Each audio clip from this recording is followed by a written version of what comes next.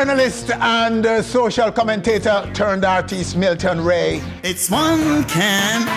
is in search of a VIP girl to call his own. Me want a celebrity wife and I'm alive. And taking aim at pretty much every leading lady in dancehall, as well as some of the most prominent women in Jamaican public life. Right now, right here on our stage, Milton One1 Ray. Wicked. Well, it's 1-1 can, you know. It's 2 ones now. 1-1. Double one, Ray. Yeah. Oh, any number one. Yeah. Yeah, man. I'll go on win for The name of new Monica added no, it's value not, to your Monica. It's not new, you know. We do have a problem with the one because some people say I can.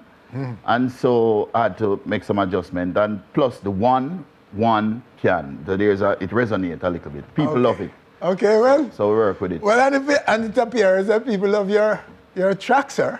Well, Isn't this the best response you're getting so far? oh my Lord, yeah, man, it's amazing. No one else. Yeah, well, Your boss, I don't know, Winford. You know, it's on a serious note. I've always been one who aim to accomplish the impossible. So the odds have been stacked against me. I'm what people would classify a big man. Yes. I have a big belly. I'm known to be a journalist, and when you're known to be one thing, people tend to want to lock you into a box.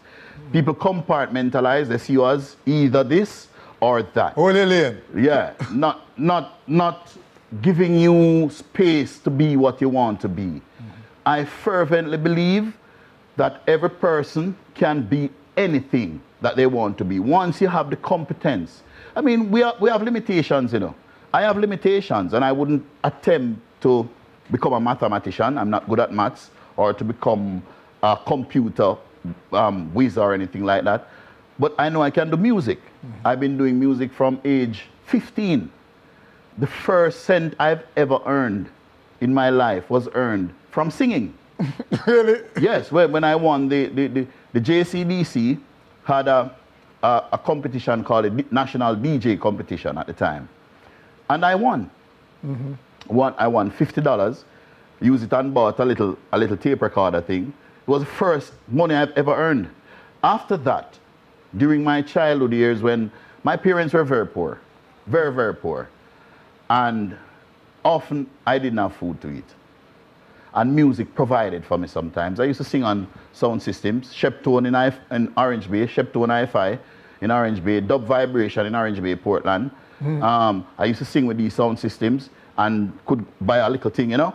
I used to sing with the Small Axe Band in Norwich, Portland, Japostles Band.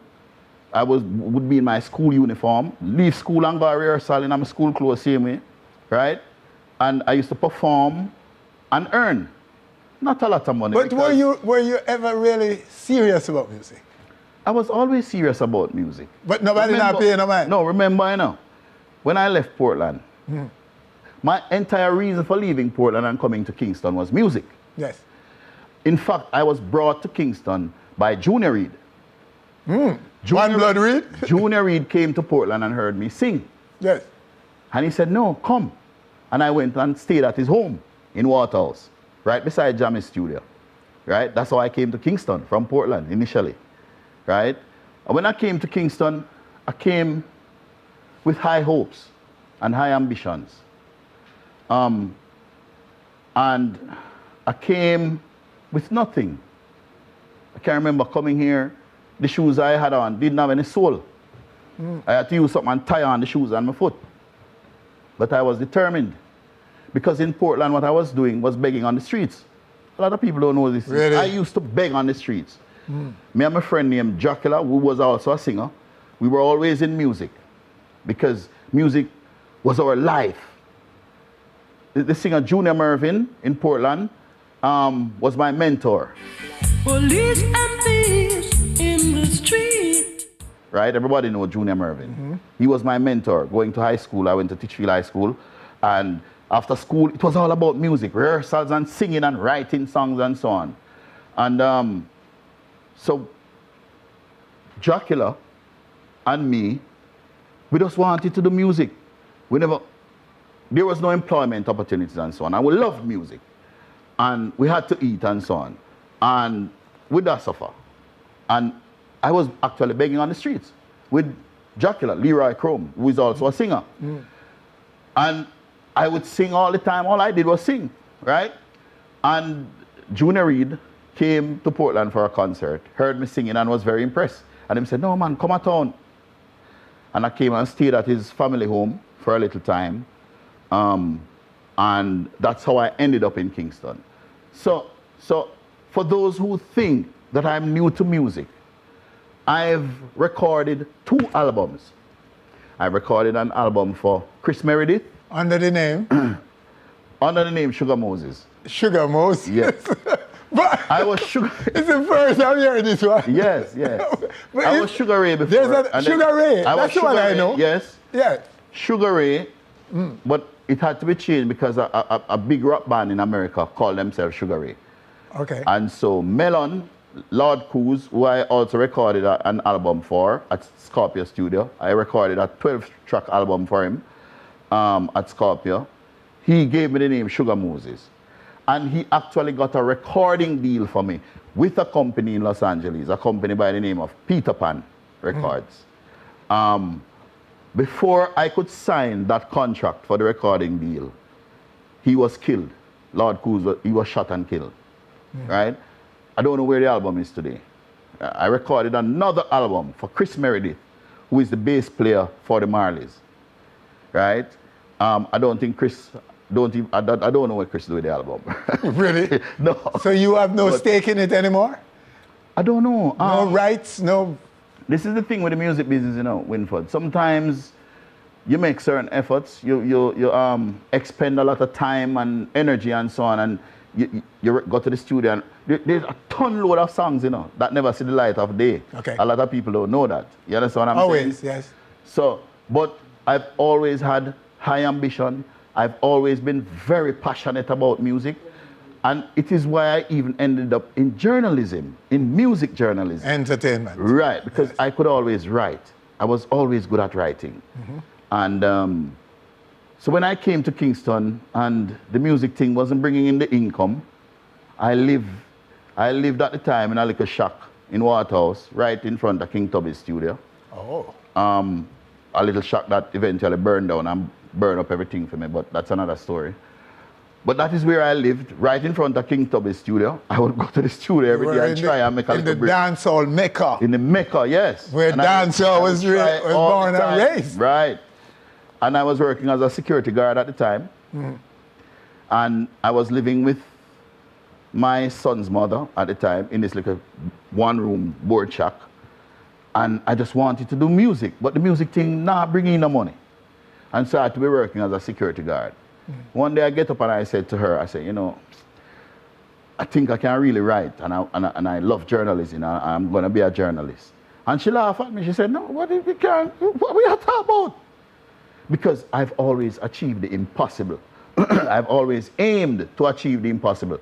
So when I told her that I wanted to become a journalist, Winford, I didn't have no qualifications. Up to this day, I don't have no qualifications. I don't have one pass in any exam. Really? Not one pass I have in any exam. Okay. And I became a top entertainment journalist in Jamaica. When I left journalism, I went into advertising. I started as a copywriter. I rose to a senior copywriter. I rose to a creative director. So what I had persons reporting to me who had master's degrees. Yes. So when somebody So it was your writing that brought them to conclude that you are worthy of the job? Thus you put your work out in front of you? What it is natural talent. Talent is something that can be learned, you know. Yes. You either have it or you don't have it, right? And how I was able to leave from a place where I had one underwear that I had to wash and hang on the line and wait on it to dry to put it on back. How I rose from that place to where I am now is just on sheer talent. Nothing else. I don't have no qualifications. When I tell, I don't talk it all the time, like people tend to. But I want to say to the youngsters out there that go to school and get your education still. Because not everybody is as savvy as me. Or lucky. I don't know. I don't think it's luck. Yeah. I don't think it's luck. Yeah, well, But okay. through all of that, I've always wanted to do music. There was always this passion in me for music. And even in journalism, one of the reasons why I was so good as a music journalist and a critic is because I know the technicalities of the thing. I know how to do it because I had vast experiences doing it. I recorded in the studios all the time. Yes. Right? There are many people in the music industry who can tell you that they knew me before I became a journalist. Yes. But the wider Jamaica knew me as a journalist. And so they want to lock me in this box and say, you're a journalist, you stay over there, sir. Mm-hmm. Some people go as far as say, when I want to sing and express myself, people are telling me that I don't have the look. It's amazing, even men are telling me I don't have the look. Like it's smarter than I look, or me I look. You understand what I'm saying? The odds have always been stacked against me. Okay. People take one look at me, Winford, and dismiss me. Say, you want to be an artist, whatever.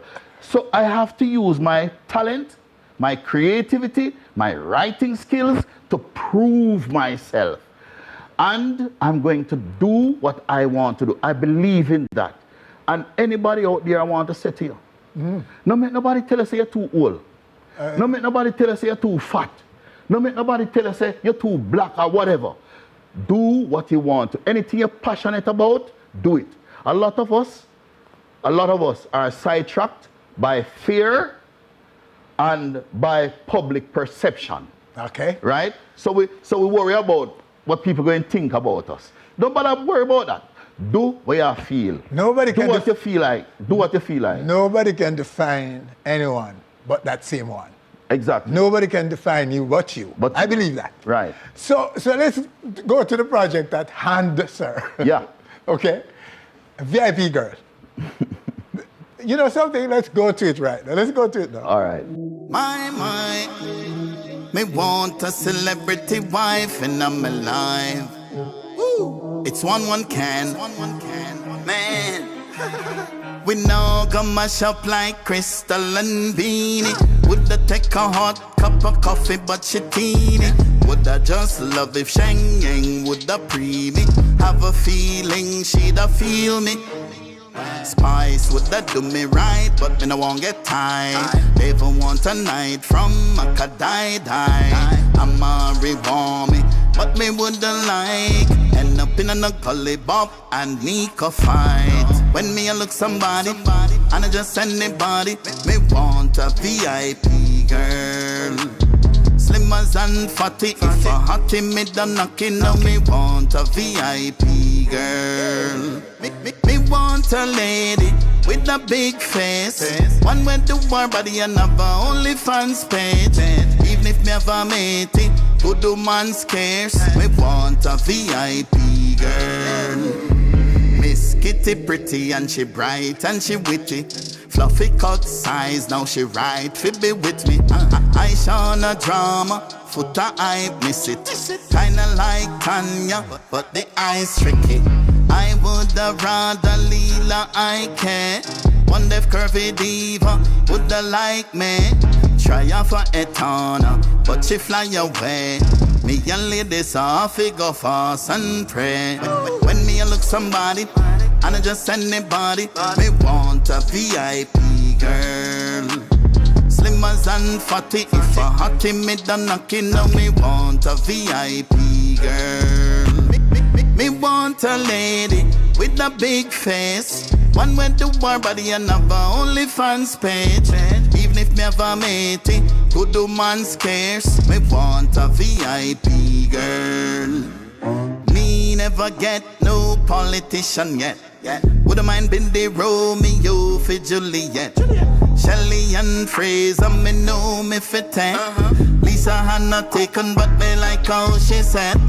Little coffee hot, but me no love how she dress. My type wear frock, she no wear vest. When me a look somebody, and I just anybody, me want a VIP girl. Slimmers and fatty, if a hottie me done knocking, now me want a VIP girl. Me want a lady with a big face, One with the war body and have a OnlyFans page. Even if me have a matey, good man scarce. Me want a VIP girl. Yeah. Okay then. VIP girl. VIP girl. Yeah. That's a title of that one from Milton. One Ray. can. One One can. can. One can.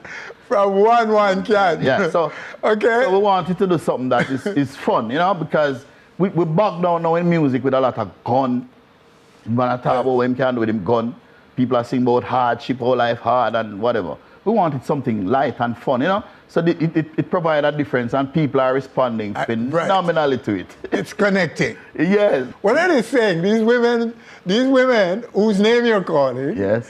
What are they saying? Have you gotten any feedback? Well, for the most part, they are tickled. You know. Okay. But let's see. I mean, you know, I haven't said anything that is defamatory, hopefully, or whatever. So it's a fun thing, you know. Is it? Yeah. Only? Well, aren't you eyeing some of these women? To be honest with you, yes. I've always liked Etana. Oh. Yeah, Etana. I told her she's my dream girl. Oh yeah, she knows? Yeah, she knows, but she's married, but you know, people can get divorced, so I still have hope.